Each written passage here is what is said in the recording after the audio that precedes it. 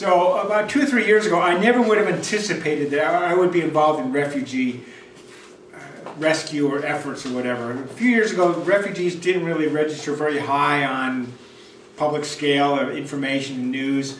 But more recently, in the past year or so, that the LDS Church has made major pronouncements about helping refugees and so on. And as time goes on, I find myself getting more and more involved. Now, about 2 years ago, I was helping a Nigerian refugee. His name was Ivan, and it's a whole story about how I got involved with him. But it was because of Ivan that I was introduced to Tito. Ivan told me that Tito was also from Nigeria and that he had written a book called My Name Used to Be Muhammad, and it was about his conversion from Islam to Mormonism. And for his conversion, for renouncing Islam and joining the church, well, that's a big no-no in the Muslim faith. And so he was arrested, sent to prison, and he was sentenced to life imprisonment, life at hard labor.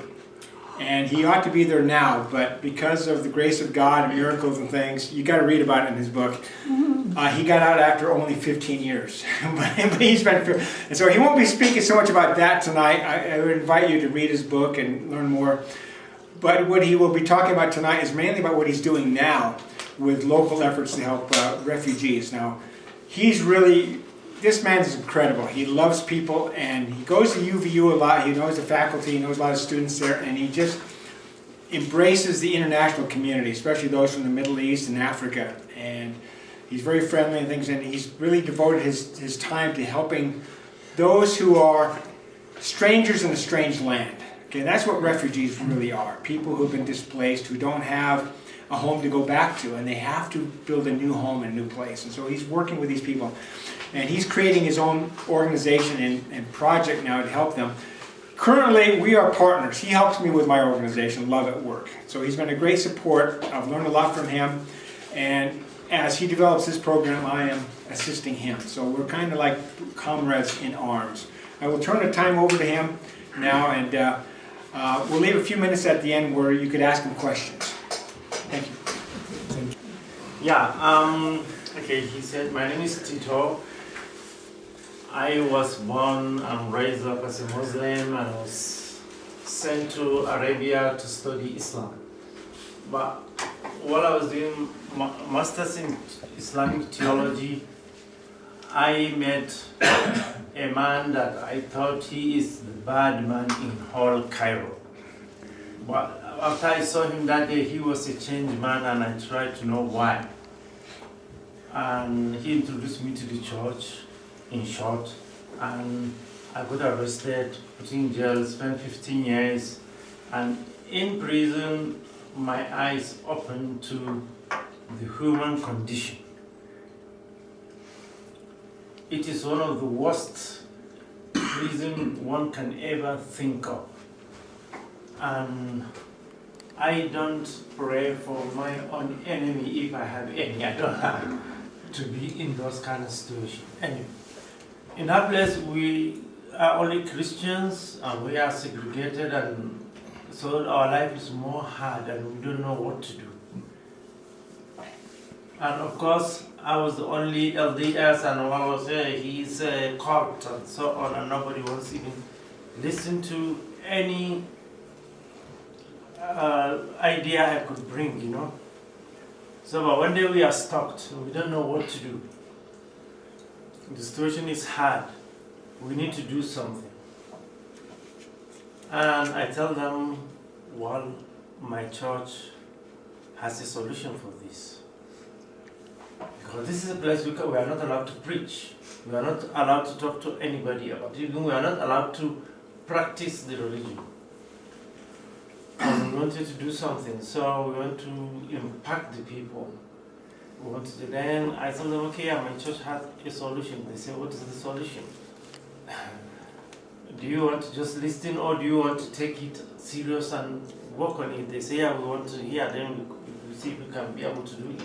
I said, okay, our solution here is what the church called, so I said, it's service project. Then they say, how? What do you mean by service project? They say, we don't preach to nobody, but all we do, we serve the community, we serve the people, with love, and you will see the result. And they say, how do we do it? It's okay. Here we had a public restroom, washroom, and we had a public kitchen. Nobody clean. Everything is dirty, even though it's a new building. But everything, And then I say, okay, what we do is, this is an edifice. It's a building. You consider it to be whatever you want it to be for yourself. The government call it prison. And if you consider it to be prison for yourself, you will be a prisoner here till you die. And many people dying every day. They use drugs, they use all kind of things, So do we want to waste our life, or we want to just consider this place is our home? By law, it's our home, we like it or not. So do we want to sit down and make better out of it? Yeah. Okay, this place can be a school. If you consider it to be a law school, you can study the best law. You can be a best lawyer in this prison. But because you have so many cases that you can study, that can help you to be a better lawyer. You can study all other things, by correspondence and so on. What can we do then? We want to sit down and think and consider the place is just our place, and we have to do better out of it. And so we agreed and we started. So what do? We start cleaning. We group ourselves.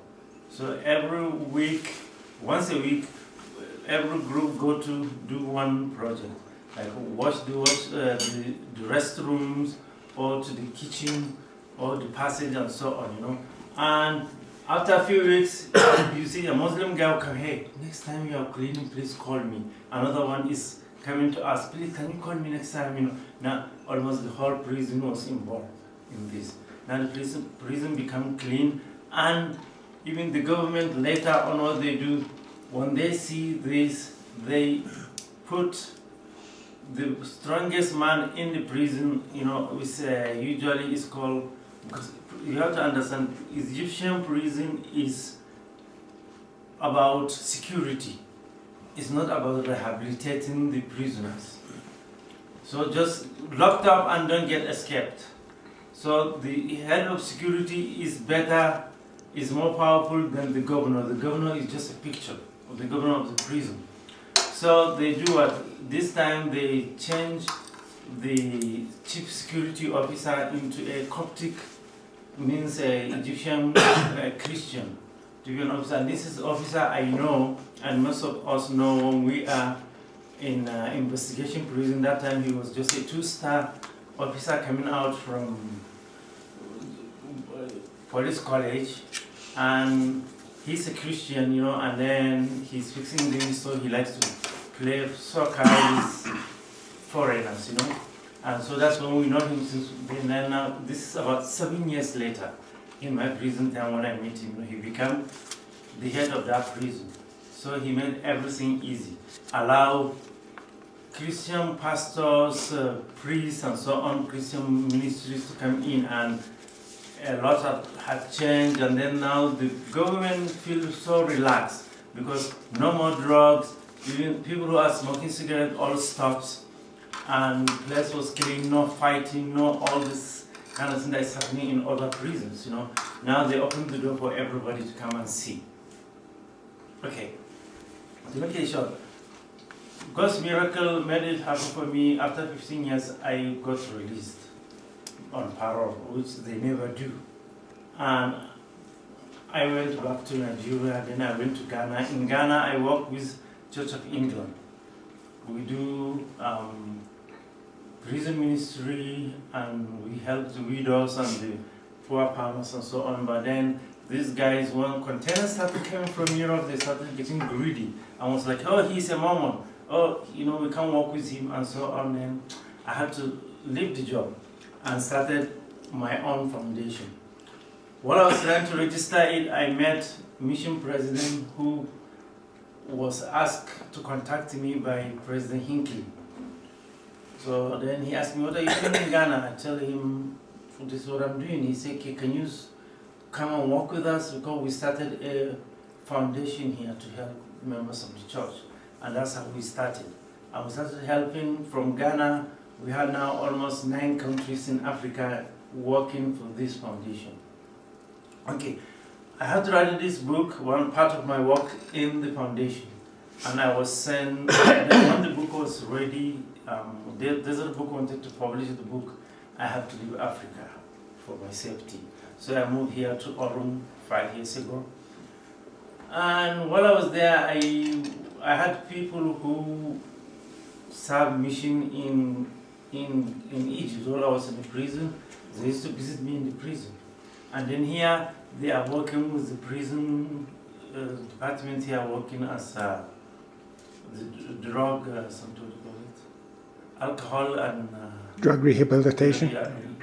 Yeah. So then one of them met a Sudanese refugee and they wanted a translator. So this man told them, yeah, my friend can do. So that's how I started involved with refugees here. I went and started translating to this woman. And she's interested to join the church. She is on a wheelchair. She came over. She was a young girl, you know. And from her, I came to know the reality of the Muslim community here. There are so many of them who want to join the church, or who join the church and they end up running away from the church, running away from Muslim community. They end up in Arizona, in California, in New York, in other states. And when they go there, they hide from the church, they hide from the Muslim community, and they fall into the world. You know, so many. And then I started traveling all around different states, doing fireside because of the book. And everywhere I go, somebody come at the end and say, you know, trying to tell me that they had some Muslim girl or boy or even a family, and you know, they don't know what to do, and the church has no system to support them, you know. So finally I see that this is my own calling. Because I was there, I've been into all this situation, and I know how I can support these people and how I started, and I was getting called from everywhere, you know. Then I tried to investigate in the church. Yeah, there is no way. So, but the church want to help, but because the church has some agreement with other Arabian countries and so on, so they don't want to do things officially. But the church wants somebody to know somebody doing it, and they want to know what he is doing, and they could be able to help. So for this, I started the foundation called First Generation Foundation. First was only to help Muslim converts, because I thought that's the only convert that really have problems. Then I found out that even other people who join the church from other different backgrounds, they are persecuted in their homes and things like that, you know.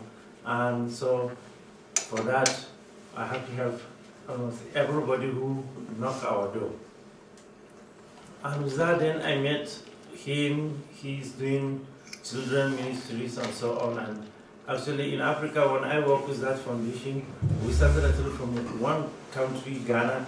Now there is 9 countries, and we do almost everything an NGO does. And like every person can do almost all the tasks.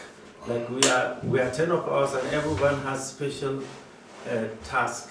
Manager of this or manager of that, and then he did every other thing, you know. So I work with him to help with his ministry, and I work with UBU because there are so many. I found out there are so many foreign students who came here and fell into human trafficking or modern slavery. People use them, they run away from school, they cannot go, and then they are using them they take them to other states, they walk underground, and they are promising them heaven and earth, and they are at the end in a real trouble. And so on. So I work with the Attorney General, Sean Reyes, to try and help this kind of people. So this is mainly the kind of work I do. Thank you very much.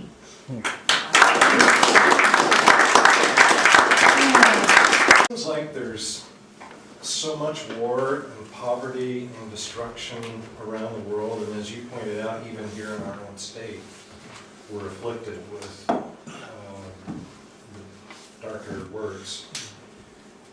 Do you ever feel overwhelmed, like, you know, you're fighting the tide sometimes? Yeah, it is, especially with the traffickers. This is the biggest problem I have, because I can't find help immediately to one of these victims.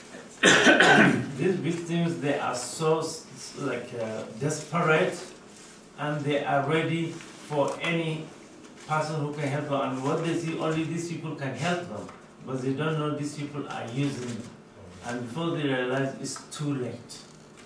You see, for me, I would just talk, try to campaign, try to get them out of that, because they already brainwashed them, you know. So to try to get them out of that is not easy.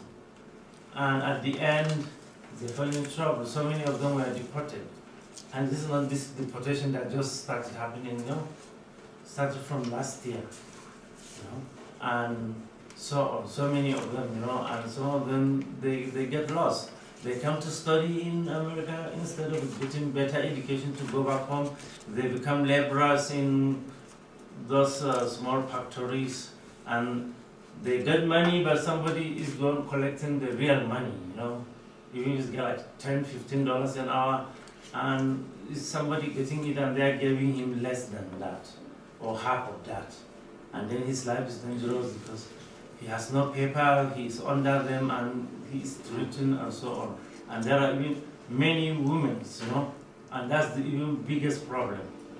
Because those women, you cannot see them because they're hiding them, and they use them for almost every other thing you can think of. It's not easy.